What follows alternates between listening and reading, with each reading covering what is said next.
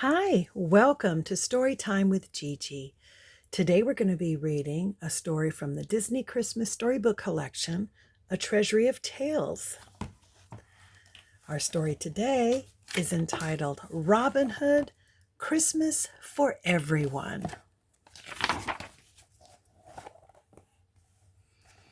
On Christmas Eve, a brave fox named Robin Hood and his bear friend Little John were celebrating in Sherwood Forest. They had roasted a goose and some chestnuts over an open fire. "A true feast," said Friar Tuck, a badger, when he saw the goose. He knelt beside the fire to warm his hands.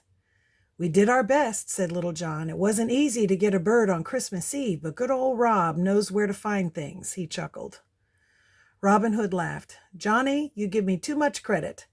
The goose was a Christmas gift from the Sheriff of Nottingham. He won't miss one little bird. You should see the spread he's got over there." "I'm sure," Friar Tuck said.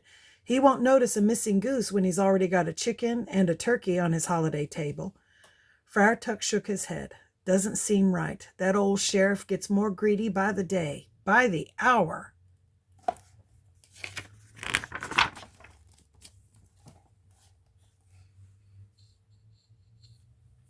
Robin Hood thought about what Friar Tuck had said when they sat down to dinner with Toby Turtle and Alan-a-Dale the rooster. Robin noticed everyone looked a little down.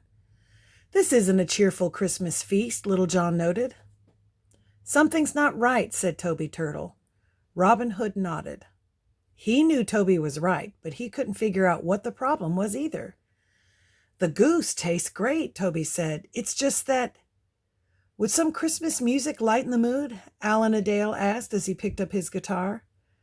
"I know what it is, Robin," Little John said. He looked sad. "We took the day off to get ready for Christmas. The only thing we robbed was—" "The goose," Robin Hood cried.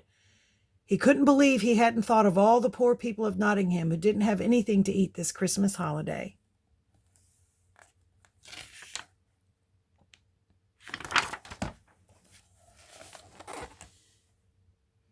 "The poor people of Nottingham don't have anything to eat," Friar Tuck asked. "Don't have anything to eat?" Friar Tuck asked. He felt terrible. All day he'd gone around to the poorest families, handing out small purses full of coins gathered from the collection plate. He hadn't thought to bring a Christmas feast to anyone. A single tear rolled down his cheek.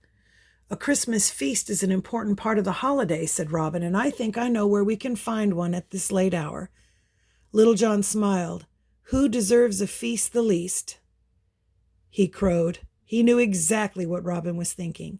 "The Sheriff of Nottingham," Toby said.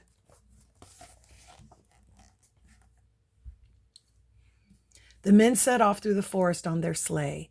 They were on their way to the sheriff's house. They knew he would have plenty of food to spare. When they reached the sheriff's home, they peered through the frosted window. Robin gasped at the sight before them. A Yule log blazed on the hearth. The tree twinkled with candles, and gifts were everywhere. Steam rose from the large dining table.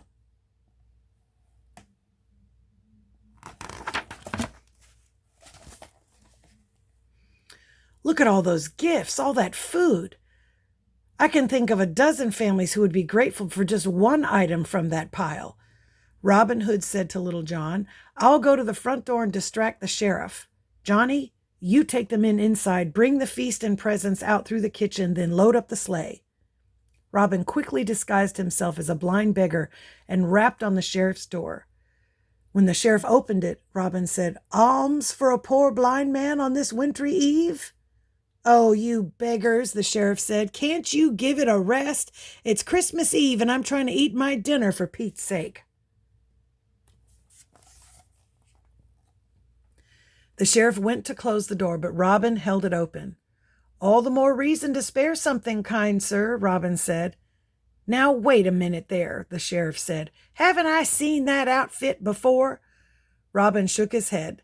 The sheriff lunged forward to grab the beggar.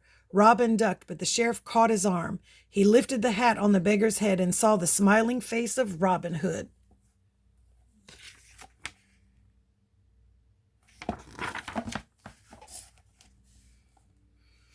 "I knew it," the sheriff said as he looked at Robin. "You can't fool the good sheriff of Nottingham." Robin smiled. He had tricked the sheriff plenty of times before. He wriggled free of the sheriff's grip and ran off. The sheriff chased him into Sherwood Forest. Robin laughed as he ran. He was so quick that the sheriff could hardly keep up. When Robin had put enough distance between himself and the sheriff, he climbed high into a tree. He carefully creeped out onto the smallest branches to watch for the sheriff. He knew the evil man wouldn't give up easily. Robin heard footsteps crunching through the snow. He peered down and watched the sheriff run through the woods, calling after him. The sheriff searched for Robin, but he couldn't find even a footprint.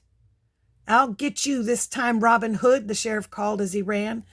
Robin chuckled as he slid to the ground. He bested the sheriff once again.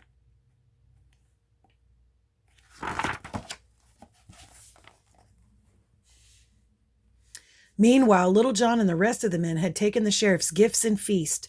They loaded their sleigh with brightly wrapped packages, roast turkey, and plum pudding. They even took the magnificent Christmas tree. Little John took hold of the front of the sleigh and started to run. Robin Hood soon caught up with his friends. "There's no time to waste," he said. "The sheriff is mad. We've got to get these gifts delivered before he takes them all back."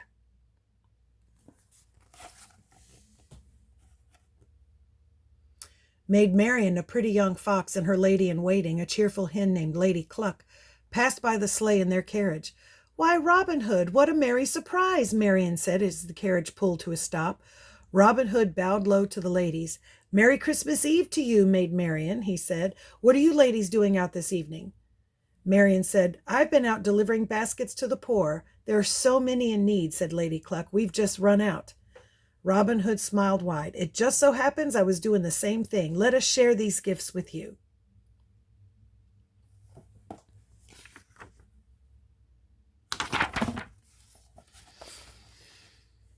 The sheriff's Christmas trimmings were safely tucked into the carriage. "See you back in Sherwood Forest," Robin called as Little John pulled the sleigh off into the woods. He stayed to hand out the food and gifts with Maid Marian. When they finished, they headed for Sherwood Forest to join Little John and the others. Robin Hood couldn't help but feel that this had been the best Christmas of all. He'd given plenty of food and good cheer to the people of Nottingham. He had the best gift of all, spending his holiday with Maid Marian. And that's our story. I hope you liked it. Make sure you like and subscribe and share with your friends. Bye until next time.